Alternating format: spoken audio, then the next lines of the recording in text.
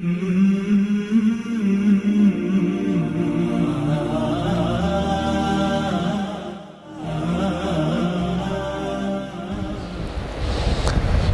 نشست کے اندر میں نے اس بات کو واضح کیا تھا کہ نماز کے فرائض کون سے ہیں اور نماز کے شرائط کون سے ہیں.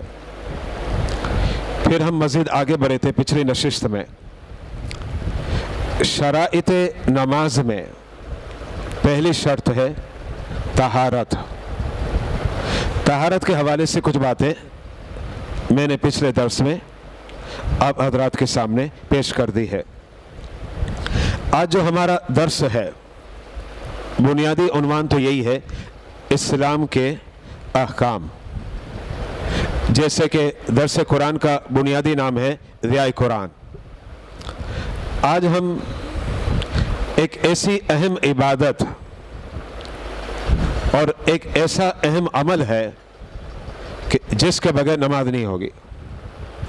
بندہ کچھ بھی کر لے رب قبول نہیں کرتا، اور یہ بتلانے والا بھی رب ہی ہے. ورنہ کوئی سوال کرے گا کہ مولانا صاحب آپ کیا کہہ رہے ہیں، آپ کون ہیں؟ تو میں اسے کہوں گا آپ کی بات بالکل ٹھیک ہے. میں ہوں کون؟ میری تو کوئی حیثیت نہیں، حقیقت ہے ہم تو ذرہ بھی نہیں ہیں. لیکن بات ہو رہی ہے قرآن اور حدیث کی. قرآن اور حدیث جو کہہ رہے ہیں وہ تو سب کچھ ہے نا. وہ ہماری جان بھی ہے، ہمارا من بھی ہے، ہمارا دل بھی ہے اور ہماری روح بھی ہے. تو سب سے اہم عمل نماز کے لیے وہ وضو ہے. اور وضو کے اندر سب سے اہم عمل کون سا ہے؟ وضو کے فرائض. گزشتہ درس میں نے بتایا تھا اگر فرض ترک ہو جائے، یاد رکھیے گا اس کا مطلب وضو نہیں ہوا. اگر وضو نہیں ہوا تو اس کا مطلب کیا ہوا؟ نماز نہیں ہوگی. فرض جو ہے نا وہ بڑے اہم ہوتے ہیں. تو وضو کے فرائض کا علم حاصل کرنا یہ فرض علوم سے ہے. اس کو ذہن میں رکھیے گا، کیونکہ ہر بالغ پر نماز فرض ہو جاتی ہے. جب ہر بالغ پر جو عاقل ہے نماز فرض ہو گئی تو اب اسے وضو کا طریقہ آنا بھی لازمی ہے. یہاں یہ نہیں چلے گا کہ ہم لوگ کہتے ہیں یا میری مرضی یا نہیں چلنی. یہاں مرضی چلے گی اللہ کی، یا مرضی چلے گی اس کے حبیب صاحب لولاک کی. وضو کے فرائض کیا ہیں اس کے بارے میں خود قرآن اسے واضح کرتا ہے. اسکرین پر آپ ملاحظہ کریں، سورہ مائدہ آیت نمبر 120 ہے. خالق کائنات نے وضو کے فرائض بیان کیے ہیں. سنتیں الگ ہیں، مستحبات الگ ہیں. میں بات فرائض کی کر رہا ہوں. اب رب کیا کہتا ہے ہم اسے قرآن سے سمجھتے ہیں. گویا قرآن کا میسج اور قرآنی پیغام کیا ہے. خالق کائنات نے ارشاد فرمایا، آپ اسکرین پہ دیکھ رہے ہیں، یا ایھا الذین آمنو، اے ایمان والو. ظاہر بات ہے آگے وضو کا تذکرہ ہے، اور وضو کون کرے گا؟ مسلمان. کرسچن نے وضو نہیں کرنا، یہودی نے نہیں کرنا، ہندو نے نہیں کرنا. اس لیے اللہ نے انداز کیا اختیار کیا؟ قرآنی اسلوب کیا ہے؟ یا ایھا الذین آمنو، اے ایمان والو. گویا یہ جو مختصر کلمات ہیں ان جامع با کمال مستند کلمات کے اندر اللہ مجھے بھی کہہ رہا ہے اور آپ میں سے ہر ایک کو کہہ رہا ہے. میں اور آپ ہم سب قرآنی اس پیغام کے مخاطب ہیں.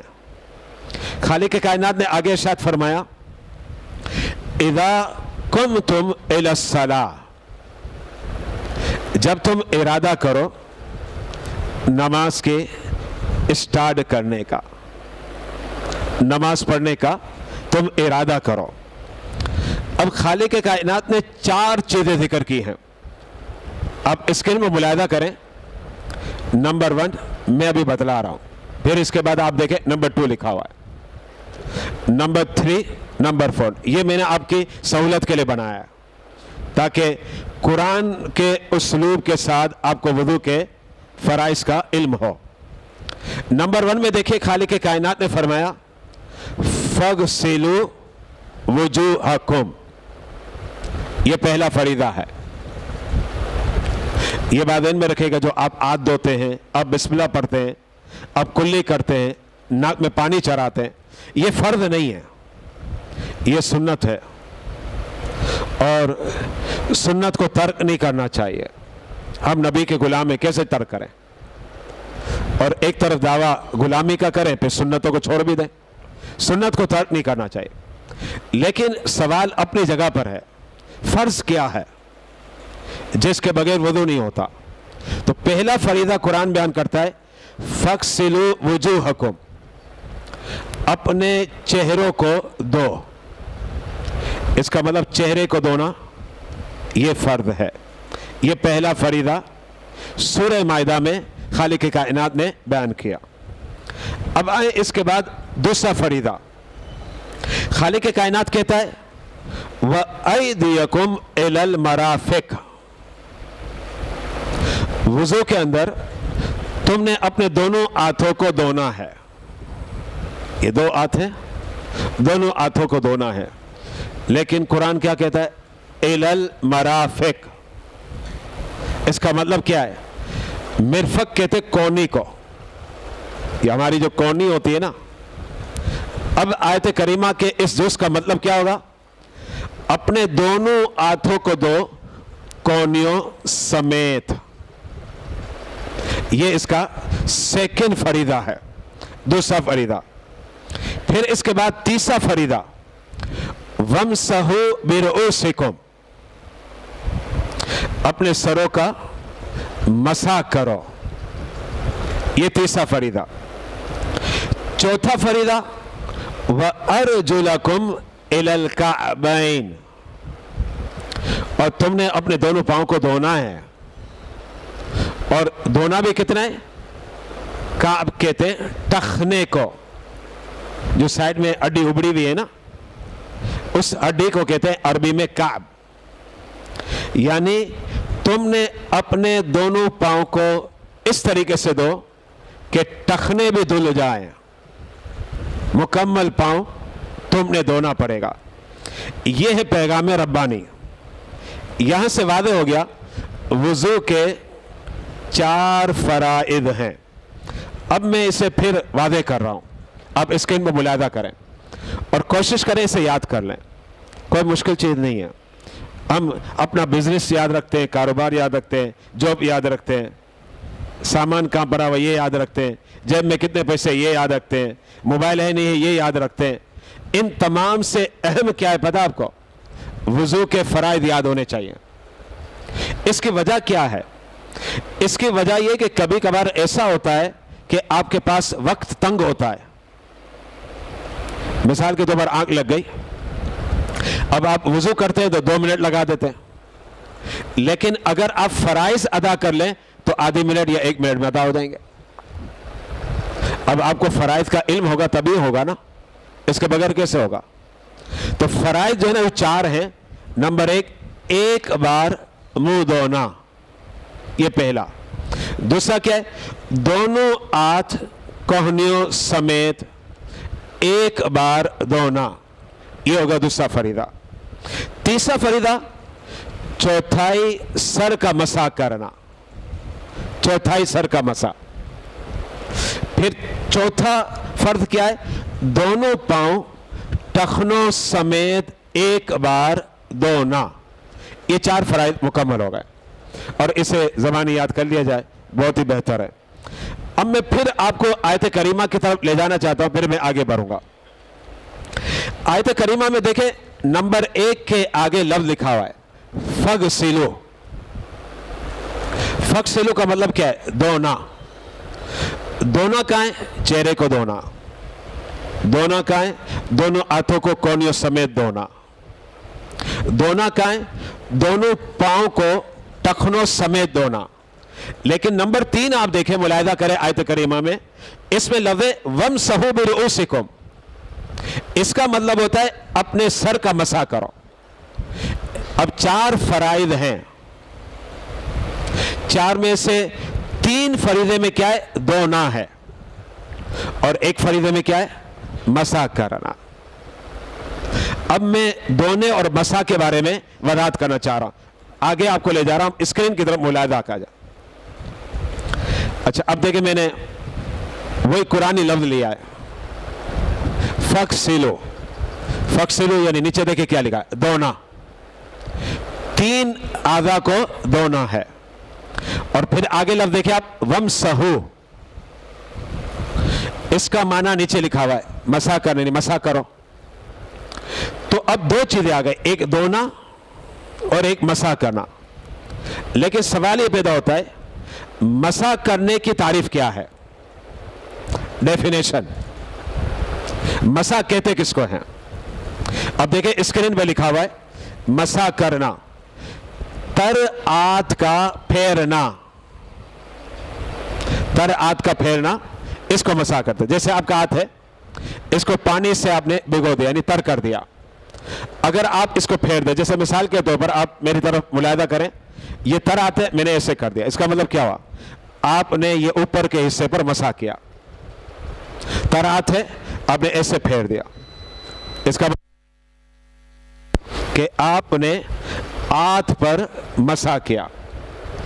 अब यहां कुरान क्या कहता है? तर हाथ फेरना यानी मसा करना। क्या कुरान कह रहा है? सर का मसा करना। तो सर के मसे में क्या करना पड़ेगा? हाथ तर होना जरूरी है। अगर हाथ आपका खुश्क है और आपने फेरा, इसको मसा नहीं कहते। जब आपका हाथ तर होगा और आप सर पर फेरेंगे तो इसका नाम होगा मसा। अब आगे बढ़े, अब है लफ्ज धोना। धोने की तारीफ क्या है, मैं इसकी वजाहत करता हूं। पहले मैं अपने लफ्जों में वजाहत करता हूं, फिर इबारत जो मैंने लिखी है मैं वो इबारत भी आपके सामने पढ़ूंगा। धोने का मतलब ये होता है, जिस हिस्से को धोना है वहां कम से कम पानी की 2 बूंदे गुजर जाएं, 2 कतरे, जिसको आप कहते हैं ड्रॉप्स, 2 कतरे बह जाएं। इसका मतलब ये हुआ, धोना अलग चीज है, मसा करना अलग चीज है, ये ध्यान में रखेगा। अब मिसाल के तौर पर ये हाथ धोना है, मतलब है कि हर हिस्से पर कम से कम पानी के 2 कतरे बह जाएं, कम से कम। कोई जगह भी अगर खुश्क रह गई तो बहना कहां हुआ, और ये धोना नहीं कहलाएगा। अब आप इबारत को मुलाहिदा करें, इबारत क्या लिखी हुई है? धोना, किसी उज़्व के धोने के ये माना है कि उस उज़्व के हर हिस्से पर कम से कम 2 बूंद पानी बह जाए। ये आपको फिक्र की किताबों में यही इबारत मिलेगी। ज़ाहिर बात है, मैं भी जो बयान कर रहा हूं वो फिक्र की किताबों से ही बता रहा हूं, इसी अंदाज में मिलती है।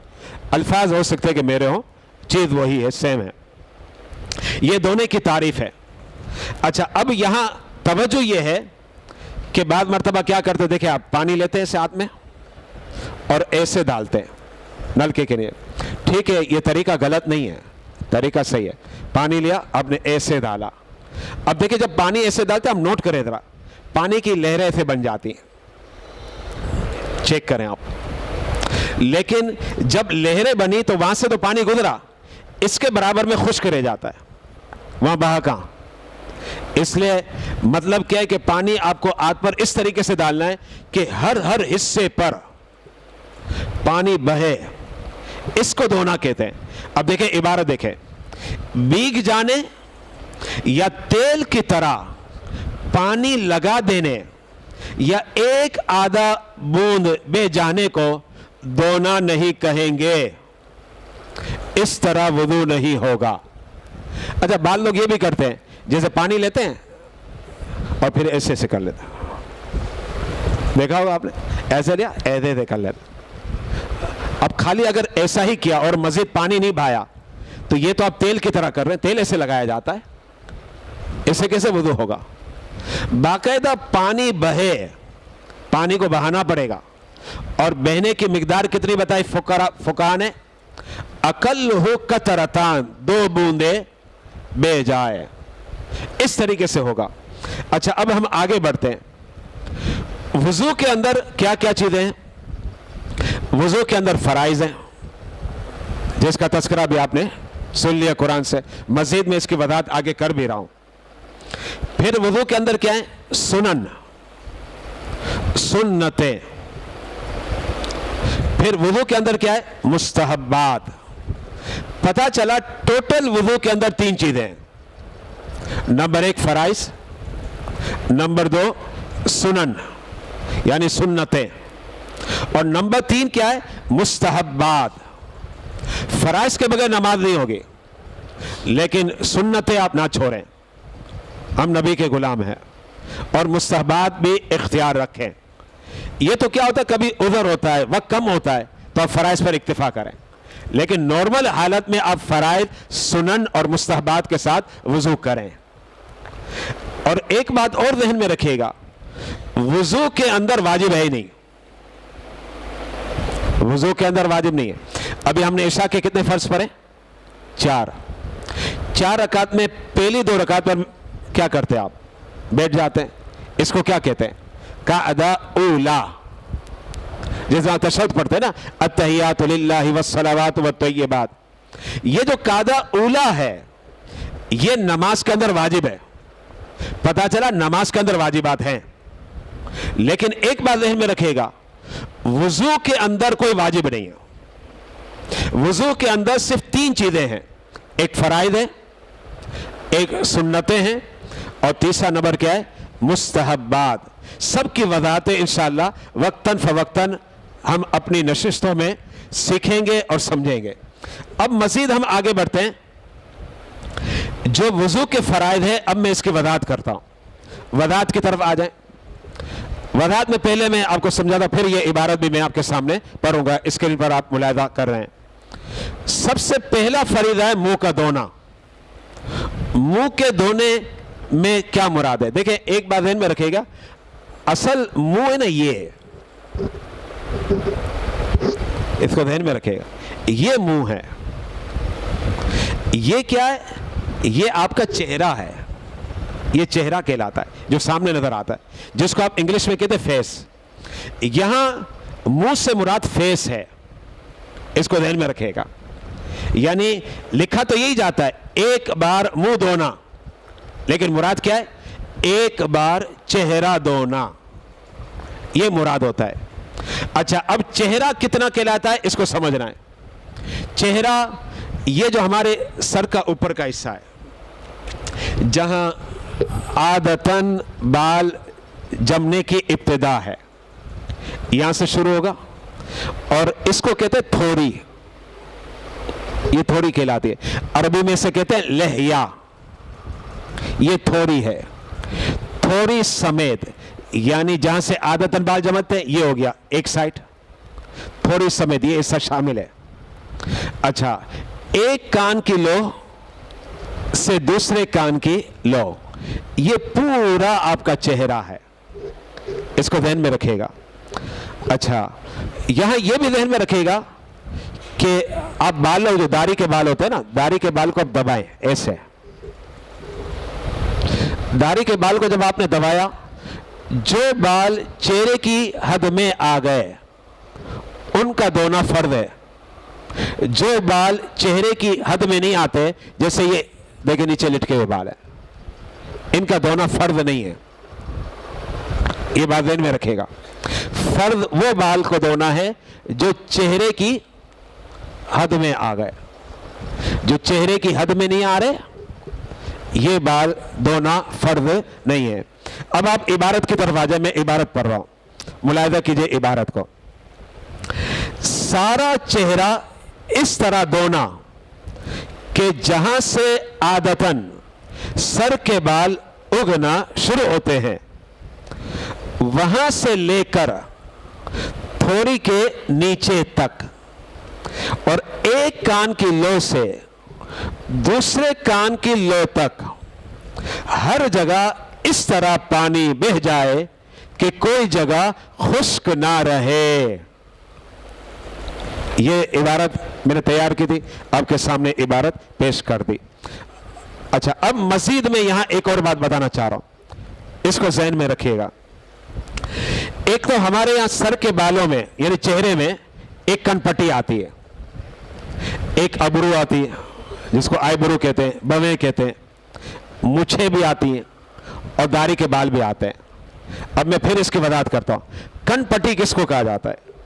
कनपट्टी अगर आप फिक्र की किताबों का मुताला करें तो ये आपके जो कान है और कान और आंख के बीच में ये जो बाल हैं यहां जा रहे, इसको कहते हैं कनपट्टी।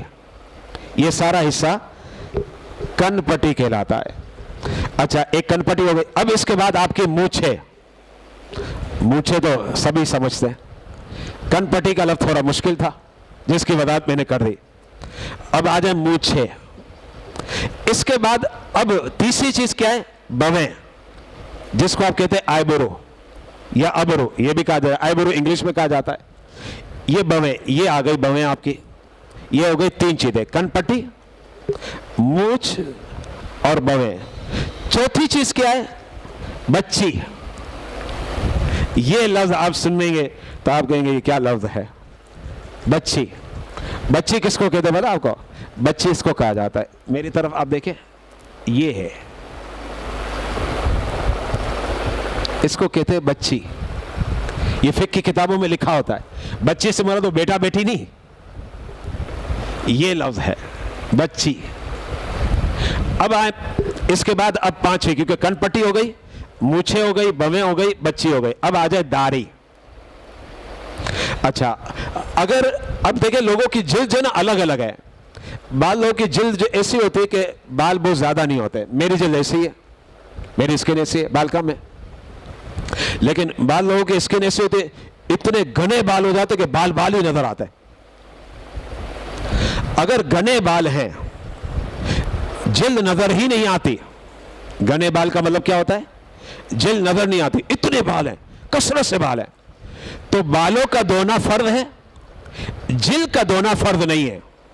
लेकिन अगर बाल घने नहीं हैं, यानी मतलब क्या है? बाल तो हैं, मुझ के हैं, दाढ़ी के हैं, अबरू के हैं, लेकिन इनके बीच में खला है, जिल्द थोड़ी थोड़ी नजर आती है। इसका मतलब क्या है? घने बाल नहीं है। अगर घने बाल नहीं है तो फिर इस सूरत में जिल्द का धोना भी फर्ज है। अब मैं इसको मुख्तसर लफ्जों में बयान करता हूं। अगर बाल घने हैं, सिर्फ बालों का धोना फर्ज है, जिल्द का धोना फर्ज नहीं है। अगर बाल घने नहीं हैं तो फिर इस सूरत में क्या होगा? जिल्द का धोना भी फर्ज है। मैं आपके सामने मौजूद हूं, मेरे बाल घने नहीं है, मेरे मुझ के बाल हो या दाढ़ी के बाल हो, बीच में खला है। इसका मतलब मेरे लिए क्या हुक्म होगा शरीयत का? मेरे लिए हुक्म है कि अब मैं फकत बालों को ना धोऊं बल्कि जिल्द को भी धोना पड़ेगा। अब आए इबारत की तरफ आए। कनपट्टी, मूछें, बवें, बच्ची और दाढ़ी के बाल अगर घने हों कि खाल बिल्कुल दिखाई ना दे तो जिल्द का धोना फर्ज नहीं, सिर्फ बालों का धोना फर्ज है। और अगर इन जगहों के बाल घने ना हो तो जिल्द का धोना भी फर्ज है।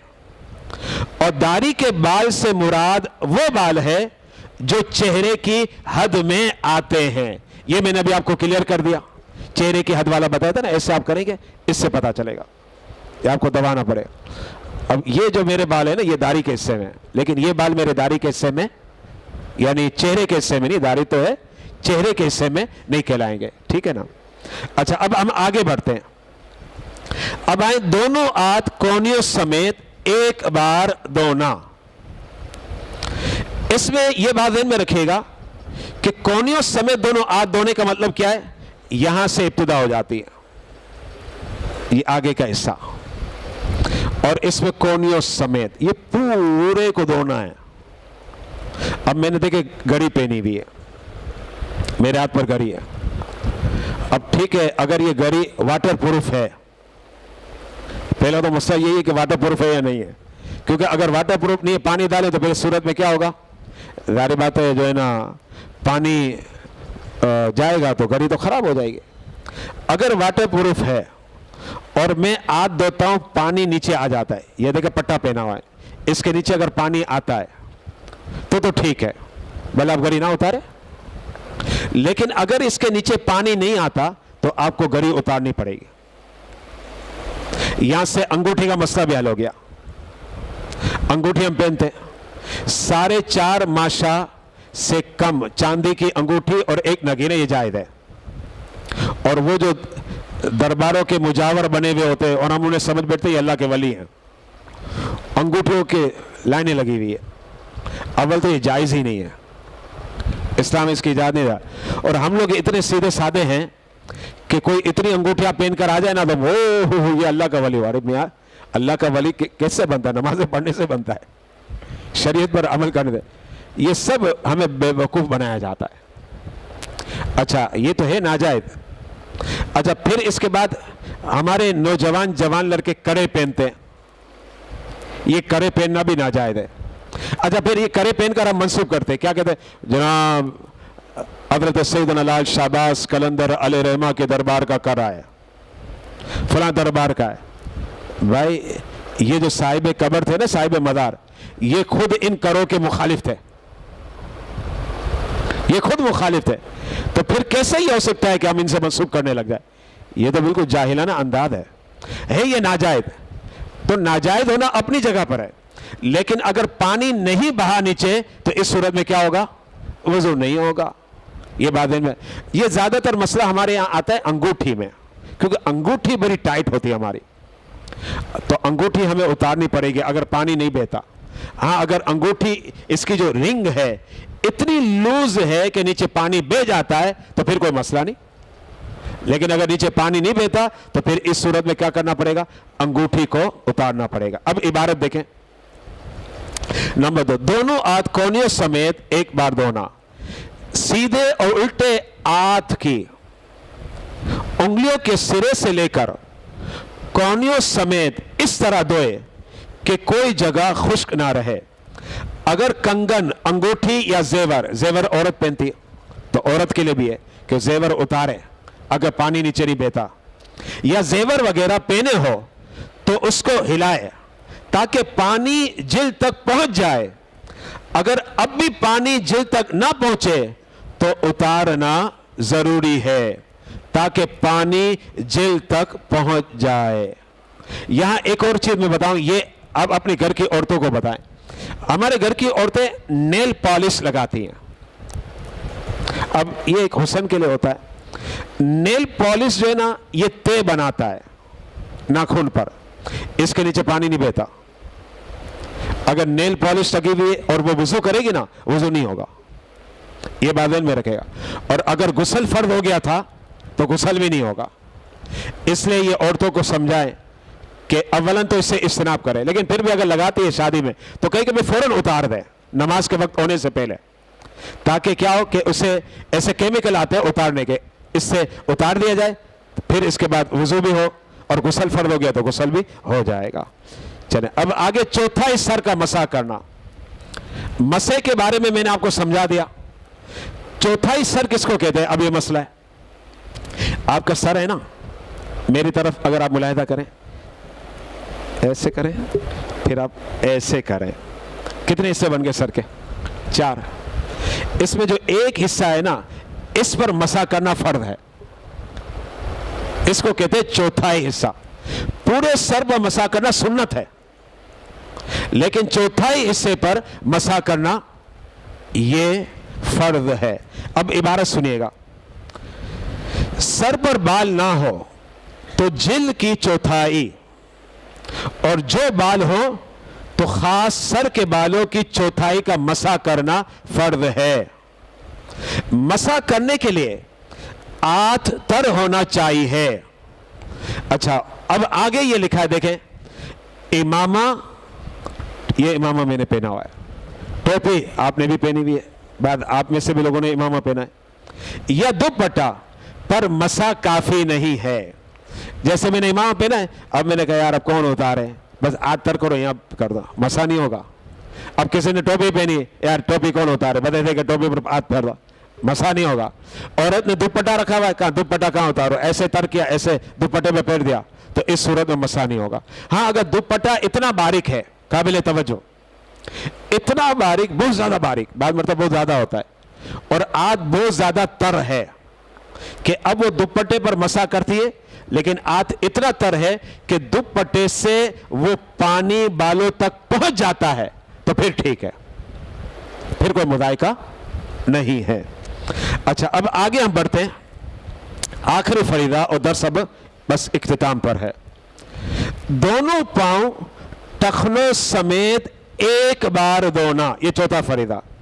اچھا اس میں کیا ہوگا, سیدھے اور الٹے پاؤں کی انگلیوں کے سرے سے لے کر ٹخنوں سمیت اس طرح دھوئے کہ کوئی جگہ خشک نہ رہے. یہ ہو گئے آپ کے 4 فرائض. درس ہمارا مکمل ہو گیا ہے, لیکن میں صرف ایک بات بتا کے رخصت طلب کروں گا. ایک مرتبہ میرا بیٹا بھی یہاں بیٹھا ہوا ہے, انس, ہم لوگوں نے مدینہ طیبہ سے عمرے کا احرام باندھا. اب وہاں میقات آتا ہے, مدینے سے جیسے باہر آپ نکلتے ہیں میقات آتا ہے, اور اس کو ویسے کتابوں میں کہا جاتا ہے ذوالحلیفہ, لیکن آج کل کہتے ہیں اب یار علی, یہ کہا جاتا ہے. اچھا اب وہاں سے احرام باندھ لیا, ہم آگے بڑھے. وہ یہ غالباً نماز مغرب کا مسئلہ تھا, یہ میرے بچے کو شاید یاد ہوگا, پتہ نہیں اب یاد بھی ہے نہیں ہے, بہرحال یاد ہوگا میرے خیال سے. ہم جو ہے نا آگے مغرب کا وقت آ گیا, بلکہ مغرب کا وقت ہو گیا اور جانے لگا. ہم بس والے کو کہتے ہیں جناب آپ روک دو بھائی, تاکہ ہم نیچے اتر کے نماز پڑھیں. کہتے ہیں میری ذمہ داری ہے, میں آپ کو وقت مغرب میں مسجد تک پہنچاؤں گا. ہم نے 2-3 مرتبہ ریکویسٹ کی, یار آپ گاڑی روکے, بڑی مہربانی ہوگی, ہمیں نماز پڑھنی ہے. پہلے تو کہنے لگا یار بس میں نماز پڑھ لے. اب آپ کو تو پتا ہے نا ہر جگہ لوگ نماز پڑھ لیتے, مگر ہم کیسے پڑھ لے بھائی, گاڑی روکو, اور عمرے کے لیے آئے ہوئے ہیں, اب عمرے کے لیے آؤ نماز نہ پڑھے, یہ کیا الامان والعفیف. اچھا اب وہ روک تو نہیں رہا, لیکن اس نے کہا میں آپ کو وقت مغرب میں پہنچا دوں گا. ہم وقت مغرب میں پہنچ تو گئے, وقت کتنا بچا پتہ ہے, شاید مجھے لگتا ہے 10 سے 12 منٹ بچے تھے.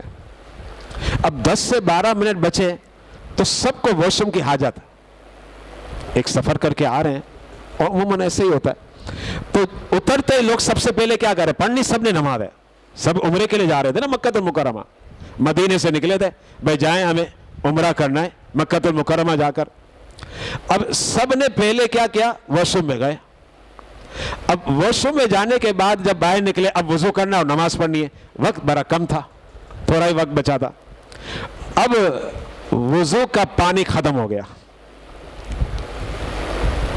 وضو کا پانی ختم ہو گیا, سب پریشان. تو تھوڑے فاصلے پر ایک نلکا لگا ہوا تھا, وضو خانہ نہیں تھا, وہاں ہمیں کہا کہ بھائی یہ پانی یہاں ہے, اب وہاں جا کر وضو کر لیں. اب لوگ ہم اتنے سارے, اور نلکا کتنا ہے, ایک, اور وقت ختم ہونے والا ہے. تو مجھ سے آگے 2-3 لوگ تھے, میری باری تو شاید تیسری, چوتھی یا 5ویں تھی. میں نے کہا اگر میں ان کا انتظار کروں گا تو نماز کا وقت چلا جائے گا اور یہ نماز قضا ہو جائے گی.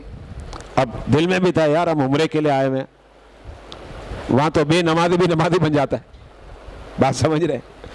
تو اب میرے سے آگے والا شخص جو ہے نا یہ مکمل وضو کرتا ہے, یعنی وہی کلی کر رہا ہے, ناک میں پانی جا رہا ہے. تو میں نے کہا بھائی فرائض پر اکتفا کرو, ایسے جگہ پر فرائض کافی ہوتے ہیں. تو وہ مجھے کہنے لگا, جو میرے آگے 2-3 آدمی تھے, کہا مولانا وہ فرائض کیا ہیں. اب میں ان کو طریقہ بتا, میں نے کہا بس منہ دو, ایک مرتبہ ہاتھ دو, سر کا مسا کرو, پاؤں کرو, جلدی جلدی فارغ ہو. اب اسپیڈ میں فوراً وہ فارغ ہونے لگے, اور میں نے بھی وضو کیا, اور ہم سب نے وضو کیا, اور اپنے وقت میں نماز ادا کی. ہاں جیسے نماز سے فارغ ہوئے وقت چلا گیا. میں یہ کیوں بتا رہا ہوں یہ واقعہ؟